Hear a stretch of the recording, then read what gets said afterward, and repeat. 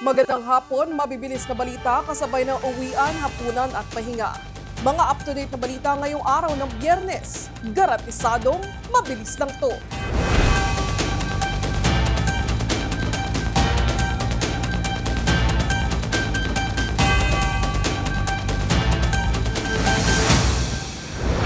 Makikipagtulungan ng DPWH sa ICI para busisiin ang mga infrastructure projects ng mga nakaraang administrasyon. Magsasampa rin ito ng kaso sa mga taong sangkot sa flood control projects sa Oriental Mindoro.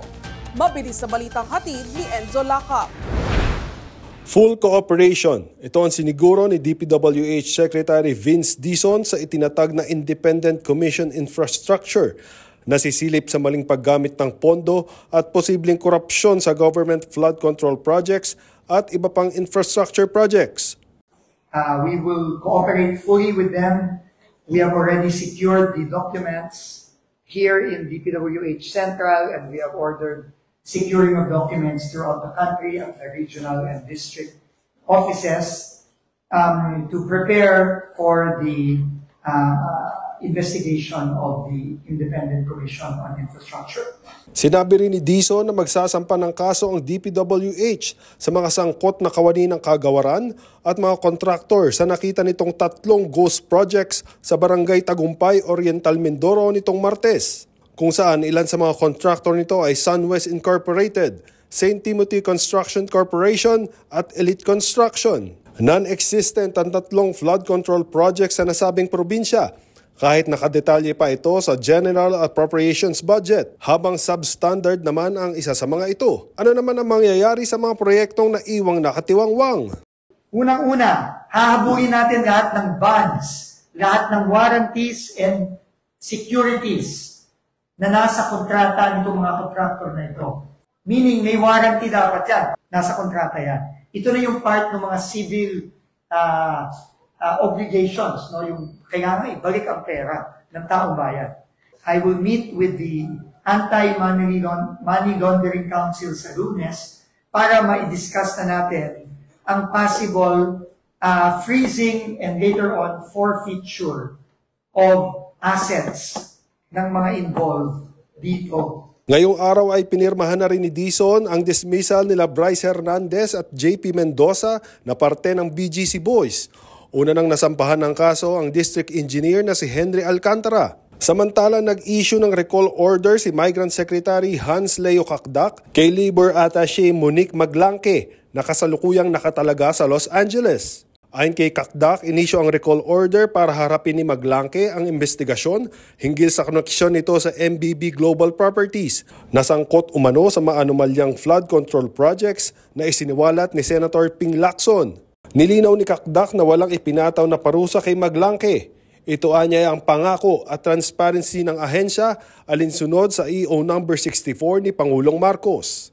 Enzo Lacap, All TV News, Channel 2. Umapela ang legal team ni dating Pangulong Rodrigo Duterte sa International Criminal Court ng indefinite adjournment sa pagdinig sa kanyang kaso dahil sa humihina nitong mental ability. Narito ang report.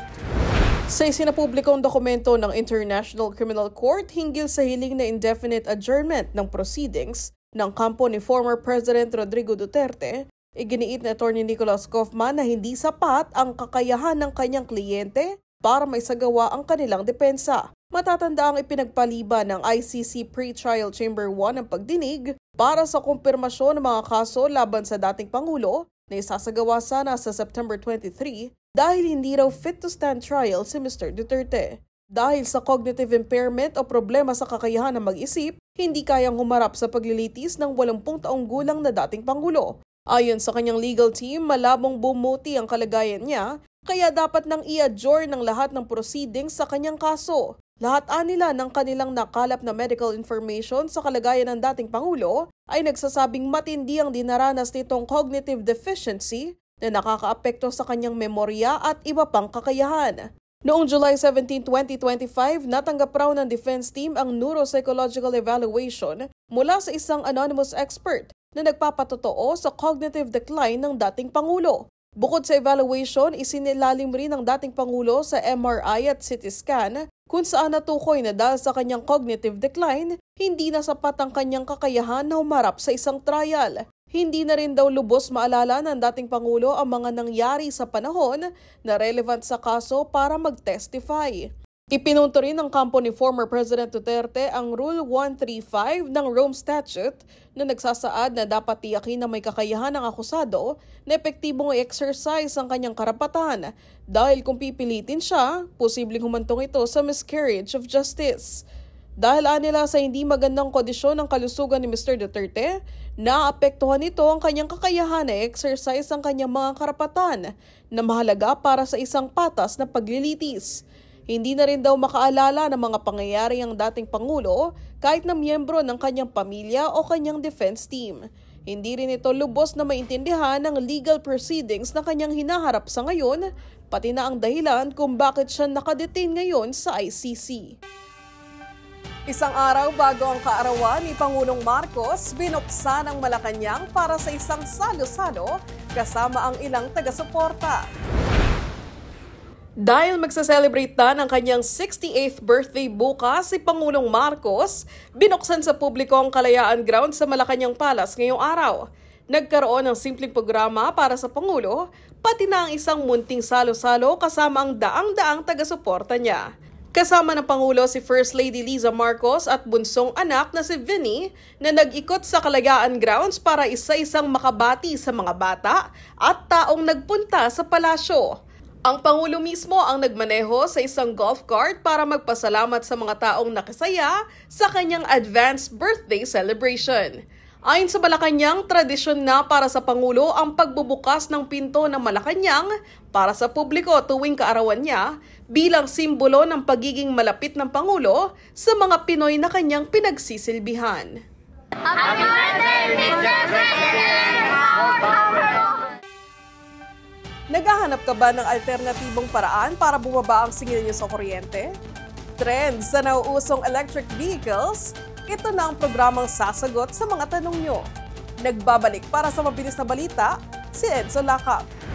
Napapa-OMG ka ba every time na makikita mo ang iyong electricity bill? O kaya naman napapabuntong hininga na lang dahil sa taas ng petrolyo? Worry no more dahil sagot namin kayo. Marami na ang nag-shift sa solar energy na makakatulong sa pagbaba ng buwan ng singil sa kuryente at makakatulong ka pa sa kalikasan. At para tuluyang hindi na magpagasolina, electric vehicles ang sagot dyan. Ilan lang yan sa mga kwentong dapat nyong abangan. Sagot ka nila Director Patrick Aquino ng Department of Energy at Jasmine Romero sa mga impormasyon tungkol sa energy efficiency. Basta enerhiya, sagot kita. Tuwing linggo, simula ngayong September 14, alas 2 ng hapon at may replay din ng alas 9:30 ng gabi sa All TV Channel 2. Enzo Lacap para sa All TV News Channel 2. At iyan ang mga balitang nakalap ng All TV News ngayong hapon. Para sa iba pang balitang mabibilis, bisitahin ang aming website alltv.ph/news. I-like at i-share din ang All TV News PH sa Facebook at YouTube.